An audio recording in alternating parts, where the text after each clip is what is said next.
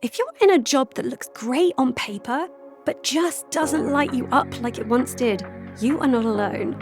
I'm Chloe Temple, a leadership coach who spent the past 5 years helping leaders like you find clarity, confidence, and purpose without walking away from the security of a 9-to-5. Welcome to The Leader That Lasts, a podcast for ambitious professionals who want more than just making it through the week.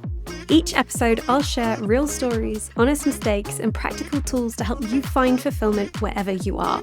Because staying doesn't have to mean settling. You don't need to leave, you need to lead. So I've been hiding. And in this episode, which I think is probably going to be the first in this podcast series, I'm going to share why. And I'm going to share why I have decided to stop hiding and to stop letting fear win.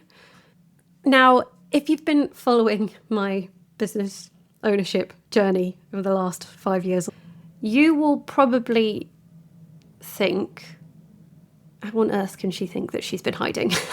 Because I have been highly visible. Much more visible than makes me comfortable, I promise you. Now, I've been highly active on LinkedIn. I spent first couple of years really trying to make Instagram work and was incredibly visible on there. I put myself out of my comfort zone continually. Webinars, direct messages. I can see why you think that it would be mad for me to consider that I've been hiding. But here's why I know that without a shadow of a doubt, I have been hiding. Because throughout the past 5 years, I have been afraid to really share most of what I've been doing. And also to be truly transparent about how hard it has been getting this business off the ground, the toll that it's taken on me mentally, emotionally, even physically sometimes. And although sometimes I will do a post on LinkedIn that talks about mental health and, how hard it's been and those sorts of things, most of what I have put out has been a facade.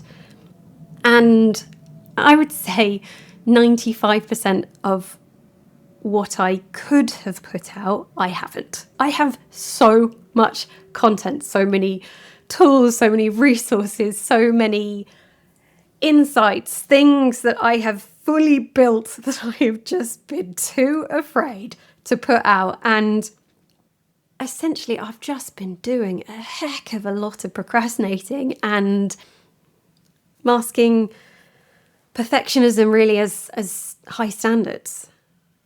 You know what? Making something look perfect or look really good almost always isn't about having standards. It's fear. And I have been so afraid. I get comments all the time from people like, wow, that looks so good, so professional. And if you look really, really closely, beyond the facade of it looking pretty, you'd see that it's fear. And I see this in my clients too. They will tell me, Chloe, I just have really, really high standards. And you know what? If you're listening to this podcast, you probably have higher standards than most people around you. You probably care a lot. And my clients care a lot too. And they have really high standards. But often it's masking that they are possibly more afraid than others. Afraid of looking stupid or bad or what other people might think of them, of failure. Ultimately, a fear of not being good enough. Or for me, it's this fear, a fear of inadequacy. And for each of us, we will have a different fear that is the core driver of our high achiever tendencies. And I'm not making them wrong in any sense. I love my drive. I love my desire to do good work. But I am masking a fear of not being good enough by attempting to be really, really, really good at things, or attempting to present myself or my work in a really super polished way. And that is holding me back from being myself. It's holding me back from connecting with you in a way that is more authentic. It is holding me back from connecting to myself, and it is impacting my confidence by continuing to just try my darndest to make you think that I am better than I think I am. So this episode is a weird one because I think it will probably be the start episode, the first episode that I release. And it will probably be that because I want to give a little bit of context as to why I'm building it. My core belief in the business and in life is that leadership is not a title, it is a choice. And that anyone who chooses to lead can step up into their own leadership. I don't care about whether or not you have been promoted or you manage a big team. That is not what leadership is. Leadership is, as Brené Brown puts it, it's anyone who takes responsibility for finding potential in people and processes and who has the courage to develop that potential. Now, that could be in you, that could be in someone else, that could be in the team, that could be in the business, it could be in a system, it could be in making something better. Leadership is leading into courage in order to develop that. And this podcast is built to champion that, to champion leadership in you. But it's also selfishly a space for me to share, for me to be vulnerable, for me to step up into my own leadership, and for me to live my why, which is to spark change so we can simply be our true selves. I have not been being myself. I have been holding myself back. As the title of this is, I have been hiding, and I have been letting perfectionism win. And perfectionism is not about standards, it's about fear. And equally, courage, which is what we all need in order to step up into our leadership. Courage isn't the absence of fear. Courage is about experiencing the fear, yet choosing to lean into it regardless. So let's get into the meat and potatoes of the episode, shall we? And I will get better as I do this and I get more comfortable on this platform. But that's the point of this, right? The point of this is not for me not to be perfect and for me to provide support, tools, inspiration for you to lean into courage too. So what's going on for me right now, and I'll use this story as an example of what we're talking about in this episode, is that I have decided to pivot my business. Now, in the next episode, I'm going to actually talk about why I made that decision and all those sorts of things. But essentially, all you need to know right now is that I'm in the process of building something and gearing up to launch it. And of course, I want that launch to fly. I want that launch to be enormously successful. So to enable that, I decided, right, you know what? I'm going to run a really small pilot of the program. I'm not going to publicly talk about it, but just super simple. Get a handful of people to run through this program and get some really, really good feedback so that when we do go with the big launch, it's something absolutely blooming amazing as I hope and intend it to be. But we've road tested any issues, essentially, that might come up. I wanted to do it in July. I'm going to Australia in June. And I'd come back, run the program in July, and then we'd be able to properly launch in September, October, after the school holidays. But what I fell into, again, was the perfectionist trap. I basically have stalled for so long that I physically couldn't meet that deadline. And the reason that I have not met that deadline is because I have been self-sabotaging. It's because I have been letting fear win and I have been procrastinating. And procrastination often doesn't look like not working or not doing it. You can be incredibly busy and incredibly productive. And I say productive in inverted commas. You can't see that, but I am I am inverted commaing that. You can appear to be enormously productive, but what you are really doing is hiding and covering up the fact that you're not doing the thing that you really need to do. And for me, that basically looked like, well, in the last 3 weeks, I've built 3 landing pages, a 20 plus page white paper with all this resource, pitch deck, in fact, 2 pitch decks. I've created a 1-pager for a participant to sell it into their business, company email templates, launch posts. I've created lots of stuff, but what I actually haven't done is the one thing that I needed to do in order to fill those spots in the program, was to share the fact that there was an opportunity for them to participate in this small pilot group. And all of that amazing stuff that I've built, it looks really good. I have had various people give feedback on it. It's good. But it is sitting on my laptop just looking pretty. It is not out there doing the things that it needs to be doing because I have been afraid. And what's really sneaky about perfectionism, which is what is the mask that I have been wearing in this example, is that I have been thinking of it as, no, I've got really good standards and I want to make sure that whoever, regardless of whether or not they're coming through the pilot or the real deal when it finally launches, I want to make sure that it's absolutely epic for them and that we get it right. And I managed to convince myself that July wouldn't be the right timings and September would be better, and to basically delay the whole thing till after the school holidays here in the UK, and that this was all strategically the clever thing to do. But it's not strategy speaking, that's fear speaking. That's one example. This podcast is another example. I had the idea to do this podcast over 18 months ago. And in fact, 2 years ago, I came up with the name. I even created the artwork. But why did I not ship it? Because it was not ready or not good enough, or if I was going to launch it, it better be really, really good. I better have a really great launch strategy. I would need to be really consistent because that's the thing that you're supposed to be when you do podcasts. And I should have a whole series worth of episodes. I should have guests. It couldn't just be me talking. It should be filmed. I should be on video. And then if I was going to invite you to invest your most precious resource, which is your time, in listening to me, then it needed to be jolly brilliant. The sound quality needed to be perfect. I needed to share amazing insights. And if you've ever seen any of my YouTube content, because I say I've been busy in the last 5 years, I created a whole YouTube channel.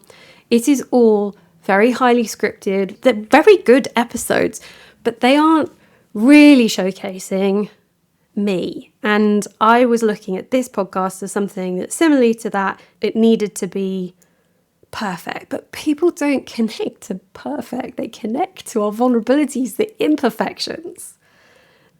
So let's talk about the difference between high standards and perfectionism. Because high standards should help you grow. They should push you. Whereas perfectionism, though, can paralyze you, or it's been paralyzing me, and I decided to stop it. See, high standards could sound like, right, let's give this a really hot shot. Let's give this a go and let's do this well. Whereas perfectionism is, let's wait until we're ready, or let's do this right. One gets you into action. The other one keeps you stuck.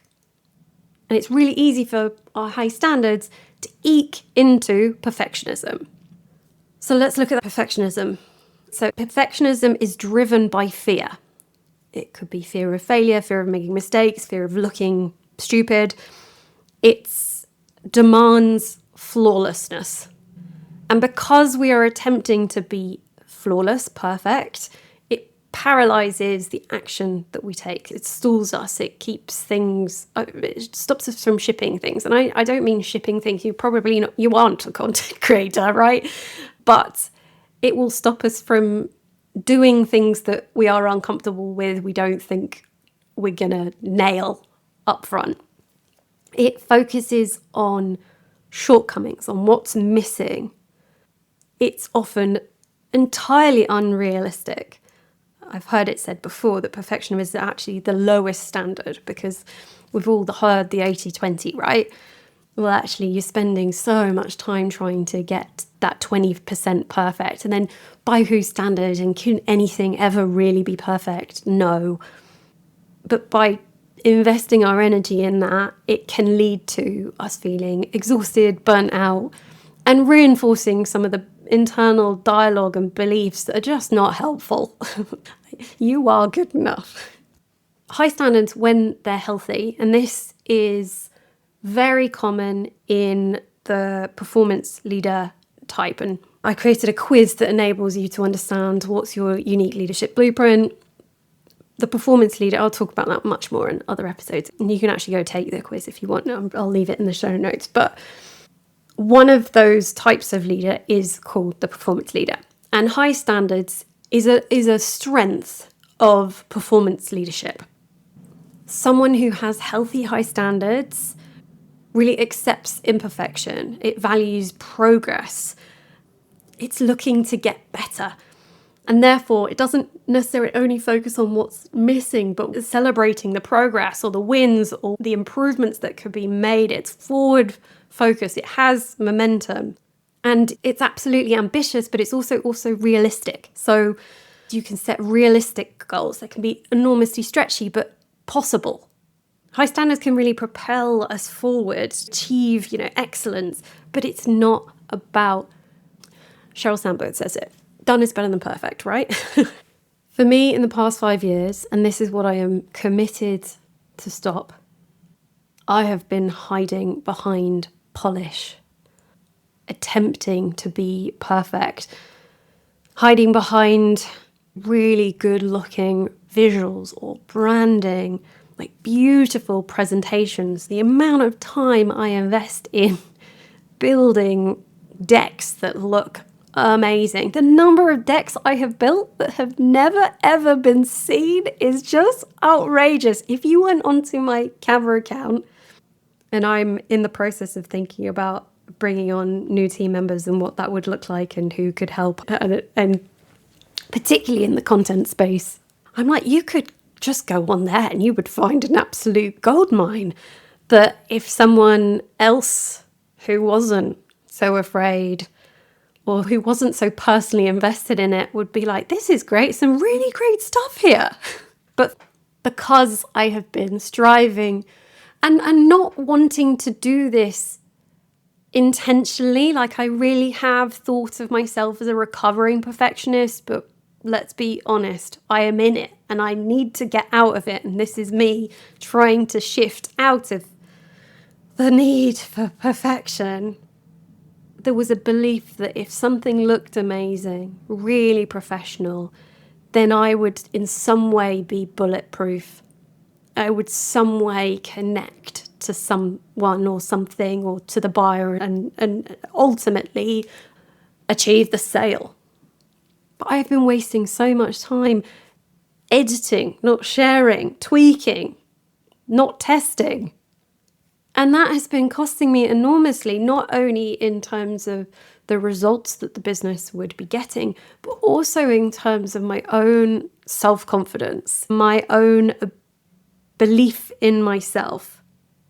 Confidence does not come from hiding. It comes from doing. It comes from the action. We build confidence when we have evidence because we have done something. Courage precedes confidence. I have to lean into courage in order to do something a number of times. When I have got to episode 20, 100, a friend of mine is on episode 300 and something. She will have a lot more confidence in her ability to create amazing podcasts than I will right now. But if I want to feel confident in my ability to communicate my messages through the art of podcasting, which is what I want, I have to do it. I have to stop hiding. I have to stop procrastinating. I have to get uncomfortable. I share all of this because the people that I most want to help, the people that I most want to connect with through this medium are probably like me, in that you probably have really high standards for your life, for yourself. And that is great because our standards can push us forward, can encourage us to learn and grow. But unchecked, they can shift into perfectionistic tendencies. And they can hold us back from expressing who we are and the value that we have to offer at work, in our lives. So, let's wrap up. If this has landed, if you see any of yourself in anything that I've shared, then I would love to hear from you. As I said at the beginning, I'm very highly active on LinkedIn, and I will continue to be so, but I am hoping to be so in a way that is even more vulnerable, even more authentic, and possibly a bit messier. If this has resonated, please subscribe. It would help give me confidence that sharing more raw, honest, uncomfortable episodes like this is probably a good idea. And with that, I'll see you in the next episode. Bye for now. Fulfillment, impact, and a life that you actually want to jump out of bed for, even on a Monday. By listening to this episode, I hope you are one step closer to creating that and becoming a leader that lasts. Now, I want to hear from you.